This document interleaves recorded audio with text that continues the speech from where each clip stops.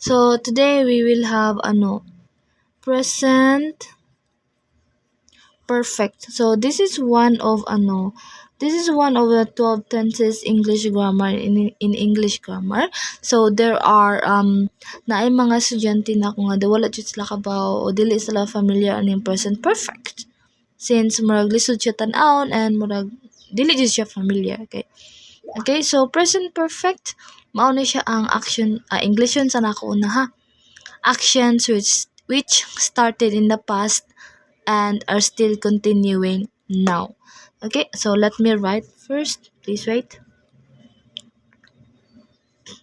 Actions which started in the past and are still continuing. Okay, nakagets ra mo?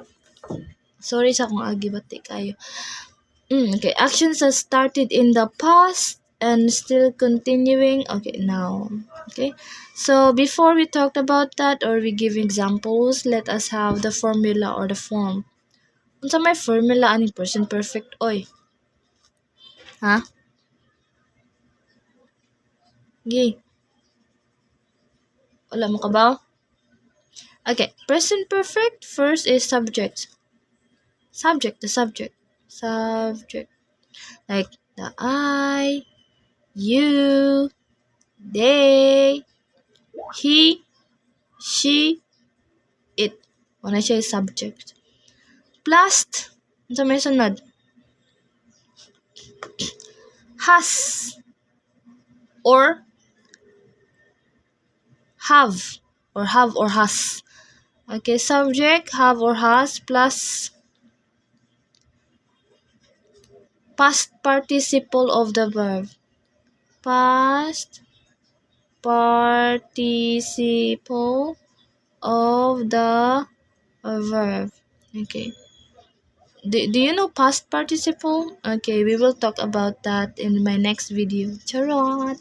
Okay. Ang past participle of the verb, mao na siya ang formula. Subject, has, o have. Mora dyan ni siya. Kung makakita mo ani nga formula sa sentence, automatic present perfect na dyan na siya. Okay? Subject has a past participle of the verb. Let's for example. Okay. Let us use he. Okay, he. Okay, he. He. Unsa may gamiton basta he? Has or have? Has. Mo use tag has kay singular man. He has. He has unsa man nga verb? Please wait a moment. He has okay. He has lived. Okay. So the past participle of live is lived. Lived. Right. He has lived in Philippines. For 5 years. Okay. So he has lived in Philippines for 5 years. So started in the past and still continuing now. Maybe nagpuyo siya sa Pilipinas maybe 5 years ago until now. 5 years ago nagsugod siya puyo sa Pilipinas ug hantod karon naagyapon siya nagpuyo sa Pilipinas. Wala siya nilayas. So if you istorya kay nana, gamiton nimo ang present perfect nga tense. Okay, another example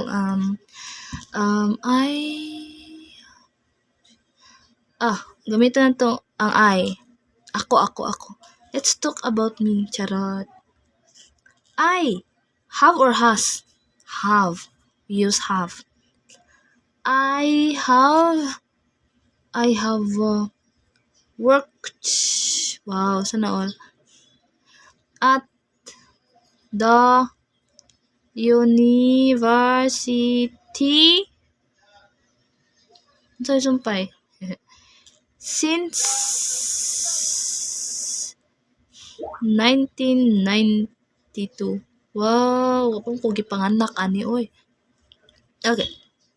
I have worked at the university I have worked at the university since 1992. Like nag-start ko og trabaho sa universidad pag 1992. Mo ni akong first, okay, in the past. Yeah. Okay.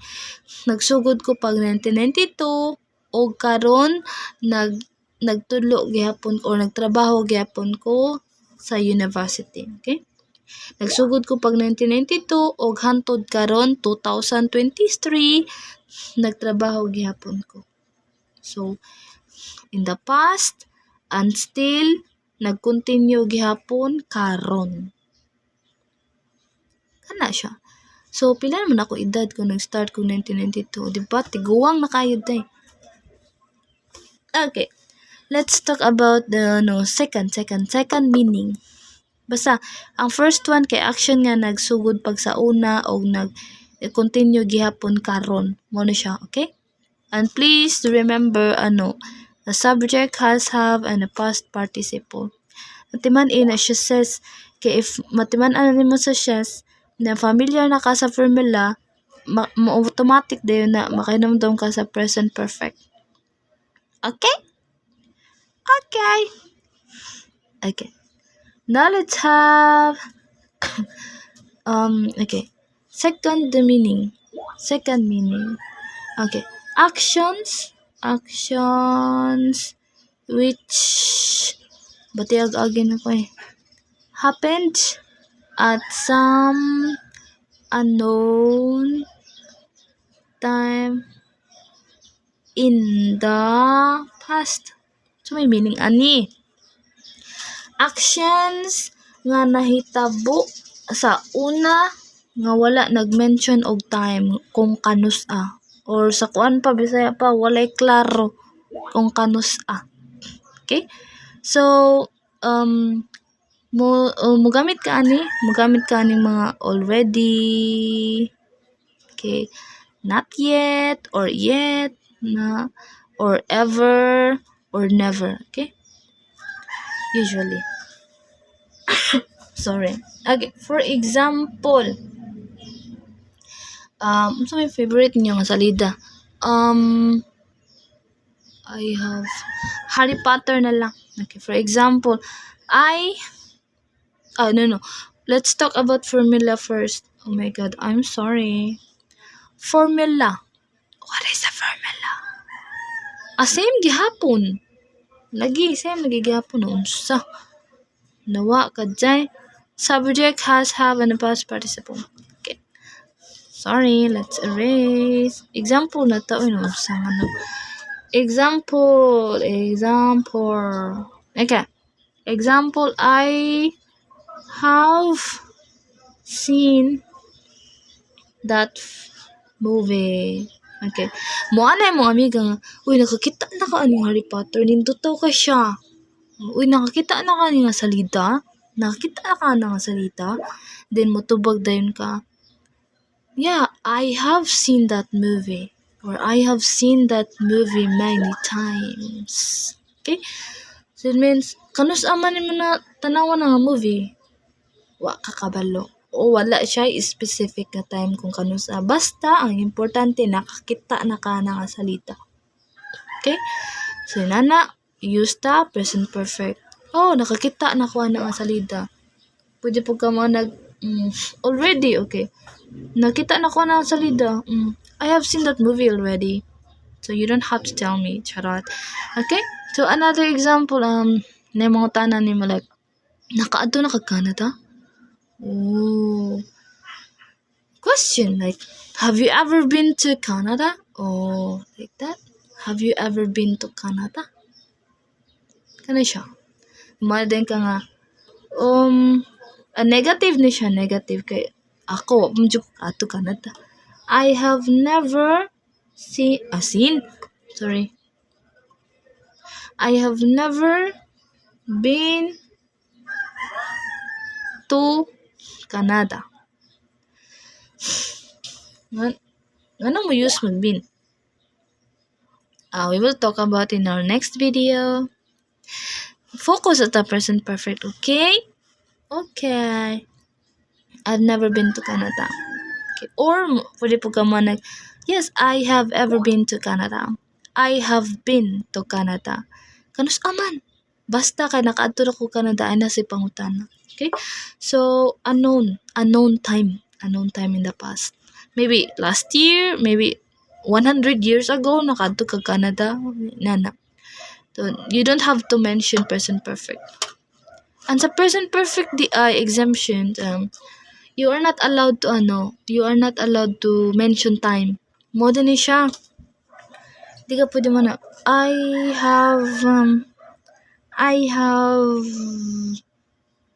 have eaten biko last night. Yeah. Last night, last year, last month, last week, dili na siya pwede sa present perfect mga jay. Okay? Imutan na mo, di daw pwede, ganun naman 1992. Kuan man na siya, gigamitan mo to sa since. Okay? Ano na may 5 years. Kaya gigamitan mo 4. Okay? Okay. Another example. Need pa mag another example. Ano pa? Okay, wait a moment. Nakastorya na ka na niya. Example. Nakaistorya na ka na niya. Then mo tubag ka. Naimigan ni mo mga nakastorya na ka ng gwapo diya. Charat. Then mo anak nga. Nakatalk naman ko na niya sa una. Kanus nga sa una, di ba? Wala kay gi-mention nga tayo kung kanus so mo na naka-mention, naka-storya naman ko na niya sa una. So you can say, yes, I have unsa man nga verb. Tagnaa. I have spoken. Nganong spoken man? Kay past participle nga, di ba? Bukon ta moron. Past participle of the verb. Charot. Speak. Spoke. Spoken. Charoy. Sana all. Spoken. Okay? Spoken. I have spoken to him. Another one. I have spoken to him many times. I have, nakastorya na ka na niya. I have spoken to him already. Okay. Ano siya? So, repeated action. Okay. Okay. So, time is not important here. Ano siya? Unsa pa man? You can drop your questions and examples. You can make your own examples in the comment section. Sana all. Okay, ano siya? Present perfect. Do you have any questions? Unsa pa man? Unsa pa man ha? I think more siya present perfect. Basta okay, overall in summary, present perfect is usa na siya sa 12 tenses. And then ang formula niya is subject, I, you, they, he, she, it. Subject, sunod ana sa subject. Magpili ra ka whether sa have or sa has. And then after ana, past participle of the verb. Dapat yun siya past participle of the verb. Dili ka pwede mo past ra. Kailain kita noun. Charot. Kay grammatically incorrect na siya. And the meanings, okay? Actions nga nagsugod sa una o nagpadayon gyapon hantod karon. For example, nagtudlo ko as a teacher for 5 years. Like that. Maybe 5 years ago, nagtudlo ko teach, hantod karon nagtudlo gyapon ko. And sa ikaduha nga meaning, actions nga happen pag sa una, pero wala kabaw ko kanusa jud siya, nahitabo. Like, nakatanaw na ka nga movie, and you can say, yes, I have seen that movie many times. Like, nakakita na ko na nga movie, kadaghan na, pero wala ko'y sure kung kanus-a nako na gipang tan-aw. Kay limtanon kay ko. Nana siya. So, this is present perfect. Wow, for today's lesson, it's perfect. I hope you understand. I hope you learned from this lesson. And if you like it, please subscribe. Okay lang. Depende nyo kung ganahan mong subscribe o di. Sa kaya ko lingaw-lingaw lang. I just want to share my knowledge. Charot. Okay, so, see you. That is all. Okay, matog na ko. Bye-bye.